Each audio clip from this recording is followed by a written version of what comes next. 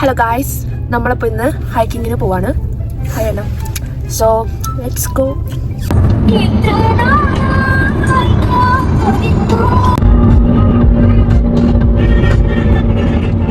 നമ്മളിപ്പോൾ ഇവിടെയാണ്. നമ്മളിങ്ങനെ നടന്ന് ഇവിടെ എത്തിയാൽ അതിന് പിന്നെ നമ്മൾ ഇങ്ങനെ പോയി ഇവിടെ നമ്മൾ എത്തിയാൽ നമ്മൾ ലൂപ്പിൽ പെടും.